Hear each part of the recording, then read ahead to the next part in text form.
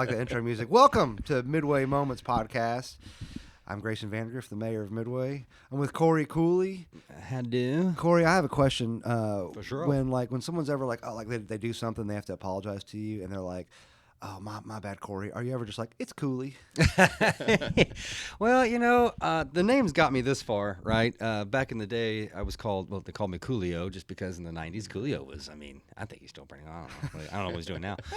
But no, I haven't used it's Cooley yet, I don't think. Okay, I don't think. You should. How do you pronounce my last name real quick? Cooley? Okay. Did I say it wrong? So it's funny. Some people pronounce it Cooley with the L. We pronounce it Cooley with the coo. They pronounce it on the Cooley, but I've heard both. That's funny. I always think it's funny when I hear that. So. Well, for some reason I pronounce that coo weird because like I drink Coors Light, which my wife makes fun of me. Yeah. One time I used to work at the Mary Todd Lincoln House and I called it Tears. All right, and the next Tear. And one time this 12-year-old kid looked at his mom and went Tear, making fun of me for the way I said it. What is that? Like Canada? Like what is? So I guess I lie on the Cooley side. Okay, I pronounce the L, I guess at least. Yeah. No, I think it's great. Yeah. At least you're saying it right. At least my name's in your mouth. That's great. You should do that. You should do that. You should do that Cooley thing more though. I think it's really going to work out. I think your wife's going to love it more than anything. For sure. We both are married to Katie's. I know that's true. Katie Vandergriff loves it when I do stuff like that constantly around the house. Oh, and do the same gag over and over. It's her favorite thing. It hits every time. Every time. And that's the show. So they're like, can we renew our vows, honey? Again, please.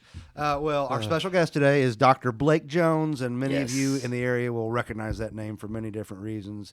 We'll get to Blake here. It is a cool name. It's a Cooley name. Hey, there but he is. first things first. I got a drum roll or something. Yes. You did a nice applause last time. Funky.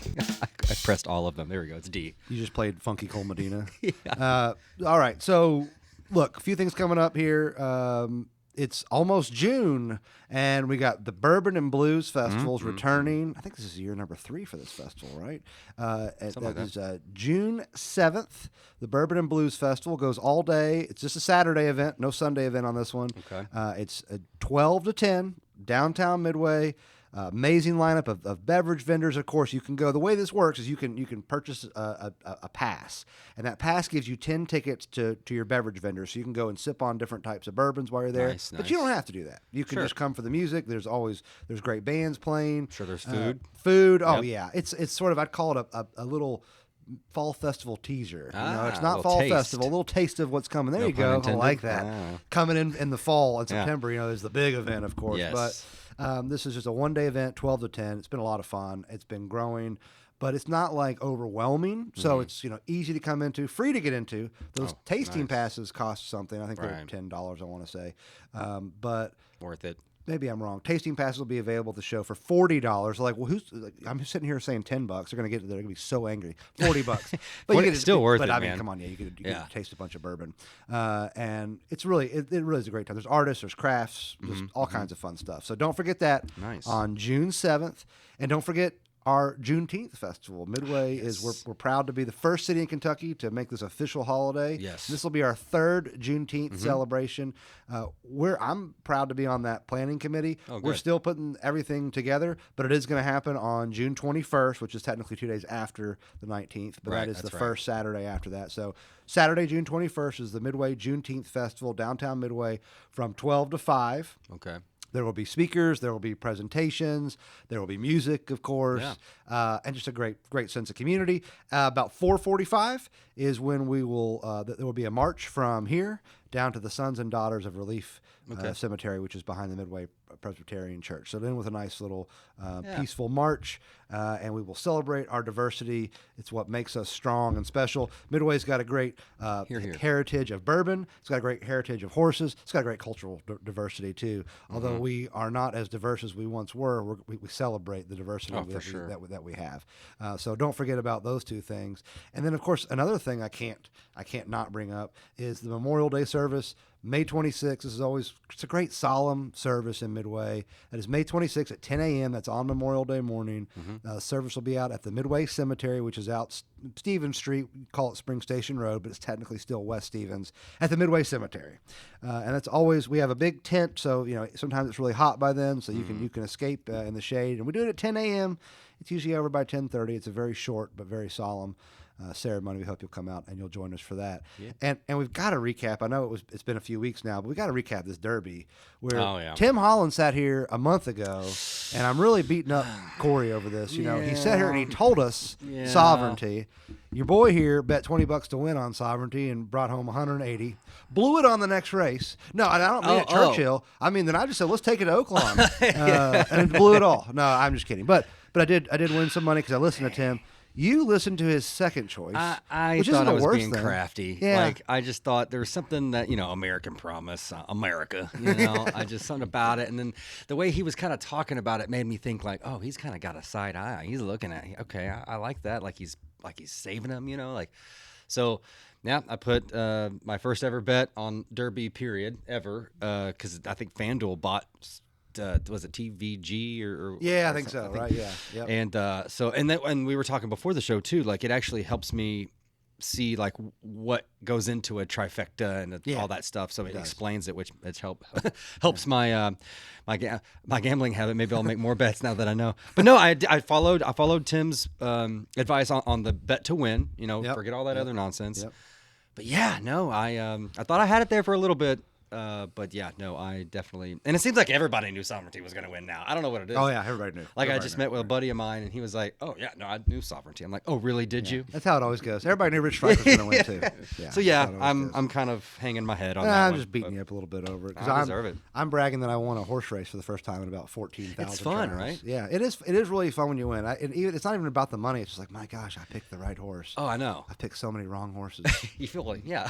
I've tried to be so clever. I've tried to think like, I'm gonna game the system here, and then you just listen to a guy who knows what he's doing. Yeah, and he says, and to your defense, Corey, I don't listen to him.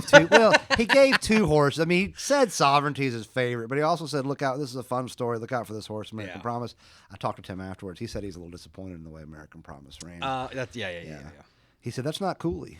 That's not cool. Cooley. That's what he said. That is not Cooley. That's what he said.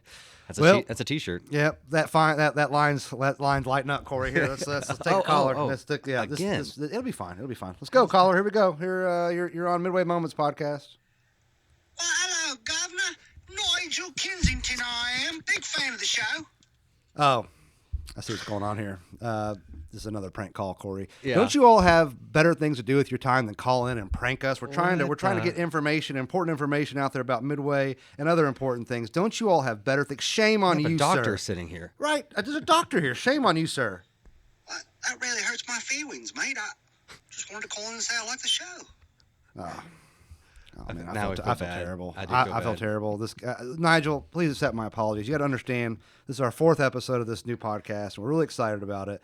But each time we've gotten cranked by somebody claiming to call into the show, and I apologize. You have to accept my apology, sir. I really apologize, Nigel. All water under the bridge. If things happen, The London Bridge? it's okay, mate. Well, it's a little Australian. I don't know. Was it? Is it Australian? Well, no. This guy. Anyway, Nigel. Look, I want to again. I'm so sorry. I've judged a book by its cover. You shouldn't do that. What do you want to say? What do you want to say? No, I just called to say I like the show. Oh my gosh, it makes me feel terrible. You just called to give us a compliment. Long-time listener, first-time caller. Exactly. Look, hey, Nigel. Anything you ever wanted to know about Midway that maybe we can try and answer? Is there anything you'd like to know? Well, I really hadn't had anything on my mind. Just was calling in. No, that's Australian, yep. Yeah, I guess there's always one thing I wanted to know. Well, hey, Nigel, again, anything for you, bud. Well, am I on the air? Oh, here we go. Here we go. Cut him off. That did. I started to get a little suspicious when I'm pretty sure that was a half Australian, half English accent. He's kind of went back and forth. It was a little like Leonardo DiCaprio in Blood Diamond. Like he kind of slipped in and out of it. Yeah, right. Maybe live here. Who knows? Well, our special guest today is Dr. Blake Jones, and Blake was a long time resident of Midway. Now lives in Jessamine County, at least for now, he says. But Blake, you has many claims to fame here. Many people know him as a great musician. He still plays a lot of music. Plays a lot of the great singer-songwriters from the 70s, all kinds of stuff, though. Kill. And Blake also, this is some Midway trivia, Blake started the Midway Musings Facebook social media. Oh, wow. Web page. Yeah, I know. Get him, right there, get him, Corey. Don't blame me for that. Got him. In truth, I mean, hooked it's a great No, it's for a great sure. community Yeah. forum, and it's Absolutely. it's where, I mean, this is the world we live in. That Absolutely. more people get news from social media than they do from news media, and I don't say that to celebrate that, but it is the world we live in. Yeah. And what I will say about Midway Musings, it has, just like it started when Blake started it has not become other city sites that we've seen. Well, none to be named here, Yeah. but it's not become that garbage, Yeah. that train wreck that I think a lot of those sites become. I won't say anything either. Yeah, I'm not holding back on this. Not naming cities, but some cities have these, and it is a for the vast majority, a respectful forum. People just kind of post stuff, news, ideas. They can share things they're frustrated about. And Blake started it many years ago, and Brian Axon does a good job. Brian's still running it. I think Jillian Hall was helping him. I don't know if she still is with it, but they do a good job moderating it. It really is like a well-run forum. Nice. And Blake started that all the way back in, that must have been almost 10 years ago. a while ago. Right, 10 years ago, yeah. Yep. But Blake's there's another hat Blake wears, and that's probably what he would call his day job. He's a psychotherapist, and he has been for many years. He's counseled many people, and I wanted to have him on, especially on this show. And I appreciate on short notice Blake came in. That May is Mental Health Awareness Month. Yep. It's something near and dear to my heart, Corey. sure, yeah, for sure. You know, it wasn't until 2022 that I felt comfortable talking publicly about the Yeah. fact that I have obsessive compulsive disorder. Right. Had it since I was 8 is when it really kind of turned up, and it first got diagnosed when I was 12. And you know, it's been a lifelong struggle, but it's one of those Right. things where, for me, through cognitive behavioral therapy Right. and SSRIs, I've been able to manage mine, and I haven't been in. My longtime therapist retired back in 2022. Doesn't mean I won't go back at some point, but I've been managing on my own Nice. since then. Yeah, that's He okay. gave me those coping skills, those Exactly. tools, and I managed a lot better. I think once I got to that point, I was able to talk about it. And, you know, I think about all these people. There are so many mental health disorders, whether they're acute, whether they're long term like mine, whether they come up out of trauma, or just, you know, we're going to talk about first responders some today All and the true things that things. they face. Yeah. And I think the thing that I've kind of come to realize is that, you know, because I used to be afraid of people will think you're crazy, or they'll have this, Oh, you know, they'll yeah. think this thing about you. This stuff is way more normal than people give it credit It's for. it's crazy. It's like and just by and I've had the privilege of doing a lot of these podcasts with the health department and the hospital, and kind of and listening to, I know a lot of people talk about this, and just honestly, and I say the same thing about therapy, because I used to have, you know, stigma on therapy, like I'm not crazy. Blah, blah, Yeah. blah. Well, that's Tough not guy. what it's about. Yeah, Right. I mean, it actually Right. was fantastic. And I did it for like 3 months. But just listening, just hearing other people talk is just therapeutic about it, because it's like, oh, I'm not alone. Oh, like, yeah. Oh. Because, dude, I mean, the last episode we recorded with the health department with Cassie Prather, it was about grief. Yeah. And it was with Bluegrass Care Navigators. And I mean, I lost my mom 2 years ago. She lost her mom in February, so it got a little tear jerky on that episode. But it's really nice to be able to talk about it and be open about it. There's a certain weight that gets lifted, I think. Yeah, there's no doubt about it, and that's, I think, one of the great gifts of counseling, and that's why I want to talk to Blake about this today. Yes. And so Blake, you've been counseling people, and you've been counseling more than just mental health. I mean, that's sort of our focus today, but he can talk a little bit more about all the counseling that he does here in a little bit. But the first question for you, Blake, is, you know, there is sadly, as me and Corey were just saying, there is sadly still a stigma that exists around mental health disorders or mental health issues that may be acute, that a lot of people, I think, feel constrained by, and they're Right. just like, no, I don't, you know, I'll look weak, or I'll look crazy, or my Yeah. friends will look at me funny. You've counseled countless people throughout the years. With obvious respect to the anonymity for those people, is there anything in your experience that might surprise a person who's struggling with the idea of taking that first step and asking for help? Yeah. Well, guys, thank you so much for having me on today. Of course. It's awesome to be back in Midway. I love this town so much, and it's just so exciting to be back and talk with you about this topic that I'm really passionate about, kind of devoted my life to. You know, I've been a counselor for almost 27 years now, and I think a large part of my work is exactly what you're talking about, trying to destigmatize seeking help. You know, at the end of the day, we're humans. We're all humans in this world, and this life is hard. I think about COVID and just all the things that we're still dealing with because of it. we need people in our lives who care about us, who listen to us, who don't judge us.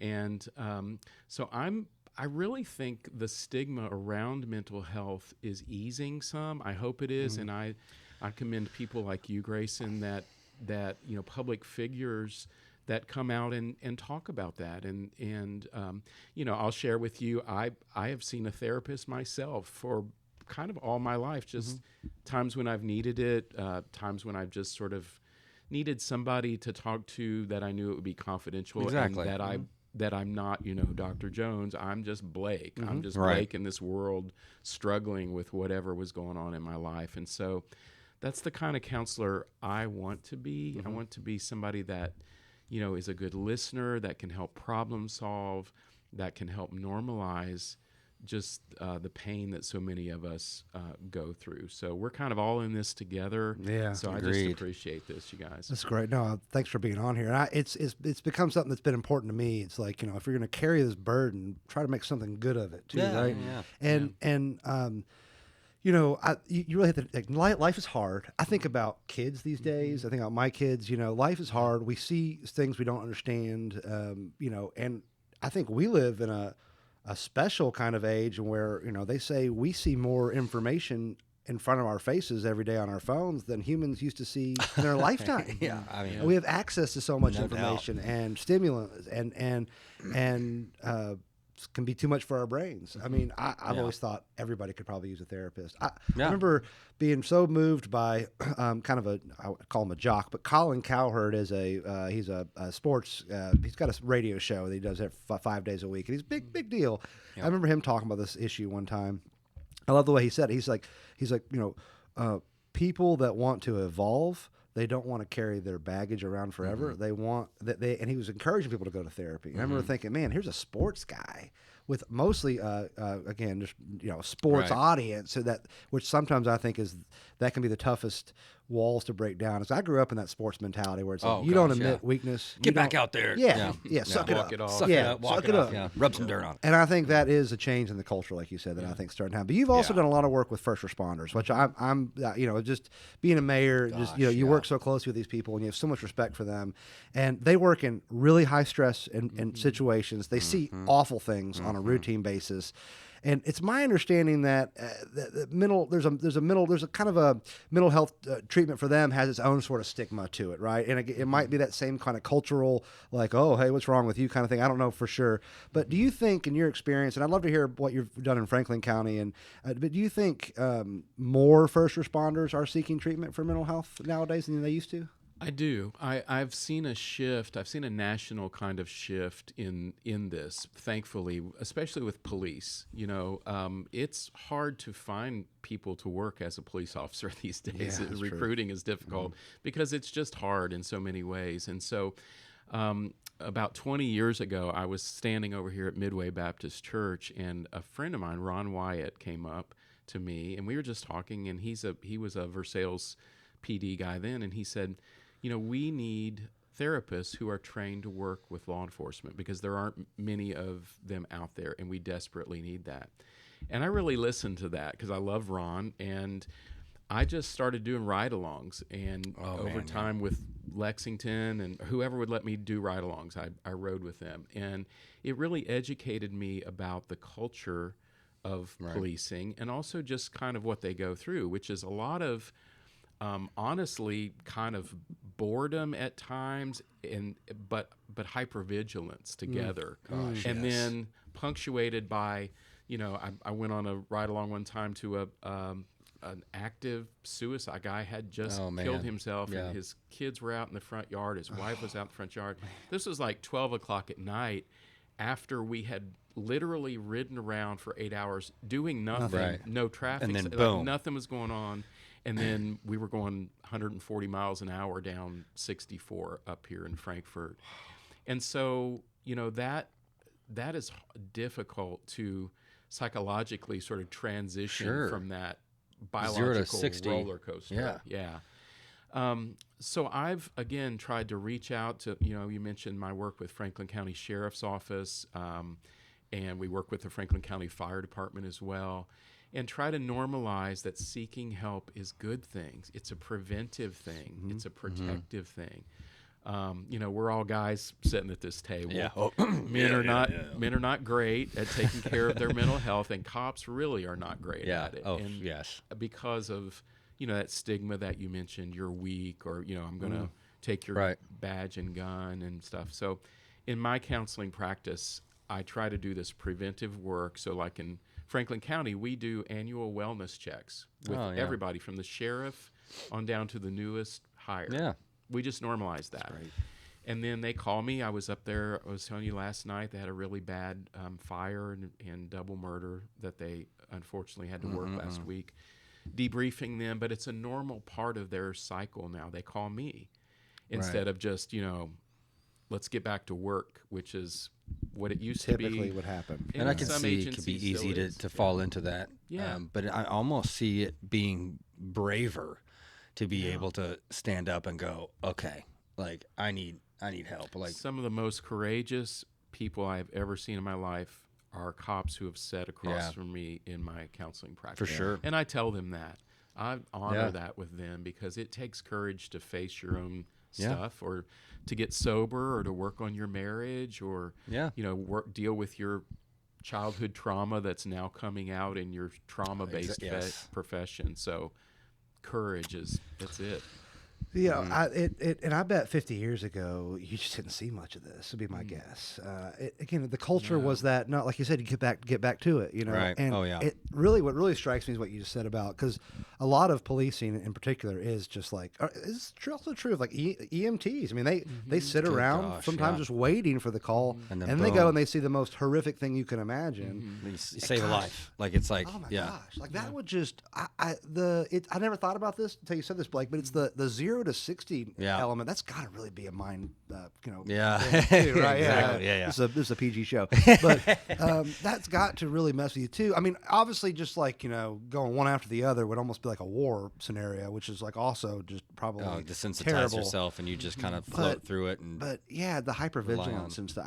So I think it's such a great thing. I love to see more of that happen, because also too, I think, luckily we've not seen any of this around here, but you see some of these videos sometimes of like, you know, I think you see it sometimes maybe more with police, where clearly frustration boils over and they do something that maybe they wouldn't have done otherwise had they been taking care of themselves. You forget they're also human beings, man. They are. We're all humans, like Blake said. And what happened before that, like, you know, it's important to see the whole thing, the whole video or whatever, the whole situation. But yeah, that's really cool, because I mean, the reason I went is because I knew something was off, and I knew I still had a daughter to take care of, a wife and a family had to still work. Like I couldn't just curl up on the couch or the bed, which was very tempting, you know, to just shut that door and just sitting there all day. But yeah, I knew that couldn't happen. So, I mean, I wish I could say it was bravery. It was more like, you know, I'm like, well, I don't want to get. No, I'm joking. I was going to say, well, I don't want to get yelled at by the wife, so I better go to therapy. No, I get a lot of but it was referrals in my practice, which is fine. It However was you her. show up is fine. And I really appreciate that she did that for me, because I would never have done it myself. And we're not excusing people who do terrible things, but sometimes you just wonder if there was more self-care, mental self-care, if some of these incidents wouldn't. Exactly. And it has to be a culture. That's what I'm so proud of Sheriff Quire in Franklin County. This is the culture that he's building in his agency. That's awesome. And it's about prevention. You know, I do these annual wellness visits. It's just like going to your doctor once a year. See, exactly. You know, Why don't we do that? Why don't we have checkups? That's what we're working on. Yeah, that is awesome. And you know, the thing we're really trying to prevent, of course, is, you know, the rate of suicide among first responders is 2 to 3 times what it is in the regular population. And that's, of course, the most tragic outcome. You know, cops especially have access to guns, and, you know, they tend to drink more. And so the combination of all of that really sets them up for suicide, you know, which is just tragic. It's crazy to think, like, what you all doing, like, so they're saving lives, but who's saving their life? You know what I mean? And that's exactly what you all are doing. You're stepping in and being that support system. And I love that you said culture, because that's really, I think, what it has to take to normalize it, especially in that group, because, you know, you're with all your police buddies. I mean, that's going to end up being your family. Sure. And to normalize that that way it can just pop up and you're not like, oh no, I didn't go. You know, it's like, oh hey man, did you go? Yeah, I went. I did. You know, so that's cool. The really more like we that. say things, the more we normalize it. And you can Yeah. you can use that for ill, or you can use that for sure. good, right? Yeah. And I think in this sense, it's using it for good. Tell me, Blake, I'm curious more about what is the Compass Center and what kind of stuff do you specialize in there? Yeah, so the Compass Center is my practice in Wilmore in Jessamine County. So it's myself and another therapist named Casey Miller. We're licensed clinical social workers, and I really just want it to be about helping people in general. I work with mostly adults, work with lots of first responders. I also do a lot of couples counseling, and so I'm really passionate about that. I work with lots of police around relationships and try to do trainings and things because relationships are hard for them. Being gone a lot, being the risk, not knowing how to transition from from their home, from the street to home. Right. So, Compass Center, we do a lot of training. We've got a kind of a holistic healing retreat coming up where we're going to talk about alternative ways of treatment like trauma-informed yoga and music therapy, things like that. So I've always been passionate about teaching. I'm a retired professor from UK and stuff, and so I just love teaching and learning. So I selfishly use my practice to teach and learn and teach others. That's what makes you creative, in finding those options. Keeps me going. Well, having said that, you are teaching at Wilmore, at Asbury now, right? Cool. And so you're teaching the next generation of therapists. And I always felt like I had a long-term therapist. He happened to also have OCD, which I thought was really cool that you could talk with a therapist. And that doesn't always work out that way, but that was great for me. And I always felt like he was teaching me. He was counseling me and listening to me and giving advice, but he was also teaching me how to cope with what I was experiencing when I'm not in the room with him. And now he's retired. And so I guess my question for you is, what's it like to teach people how to essentially teach others? And second part of that is, what do you think are the keys to being a good therapist? Yeah, those are great questions. I've been doing this a long time now, and as I reflect back, I think about my students, and they seem younger and younger as I get older and older, of course. Funny how that works. I think, I love social work students, and they're so passionate, and they come in and they really want to help people. I mean, deeply in their heart, they do. What I find, though, is that sometimes they get hung up on technique, and so they see there's something like 500 different schools of psychotherapy out there. There's cognitive behavioral, there's there's EMDR, eye movement stuff. I do that with trauma folks. There's so many things, it feels very overwhelming. And so what I find with younger students is they want to learn all those techniques. I got to learn that, and they feel overwhelmed by that. At the end of the day, and my career has pointed this out, and also research has pointed this out, the end of the day, what matters is the connection that you have with your therapist, that person cares about you, that they actively listen to you, that they try their best to help you. Sometimes they challenge you, that you trust them. And so that emotional connection with the therapist is what makes a good therapist. Doesn't matter if they've been to 10,000 conferences and published all this stuff. It is... certainly those things are important. Training is important. But it's, a good therapist is able to connect with people. They're also able to set boundaries. Like sometimes, right before I came here, I had a pretty terrible, some stuff that I was listening to from a new client that was pretty hard, domestic violence things and other stuff. And so you mentioned I play music. I try to do things outside of my job to keep myself fresh, because the last thing I want to be is this kind of cynical therapist that just does it for the money. I don't ever want to be that person. So I work on myself. I go to therapy myself and work on my marriage and try to be that person that I would want to go see if I were struggling. That's really moving and inspiring. And, sure and you said music is a lot of your self-care too. I know that feeling. Sometimes you get on the piano or pick up the guitar. It's amazing where my brain goes to. I just don't think we can emphasize enough. We've been talking about Mental Health Awareness Month has been coming around the last few years. I don't know when it first started. And I just think it's really important that we focus on it. I'm glad to see us focusing on it a lot in Woodford County. Dr. Blake Jones, I can't thank you enough for being here today. I think this is such an important topic. Like you said, preventative, but also just for long-term health. This is normal. I mean, it fascinates me. 1 in 100 people, or 2 out of 100 people, something like that, have OCD, and that's just one of the many. I mean, you have anxiety and depression. There's all kinds of there's all kinds of mental health disorders. It's a lot more normal than I think we used to give it credit for. So, thank you for what you're doing on the front lines with first responders and just the general public, and.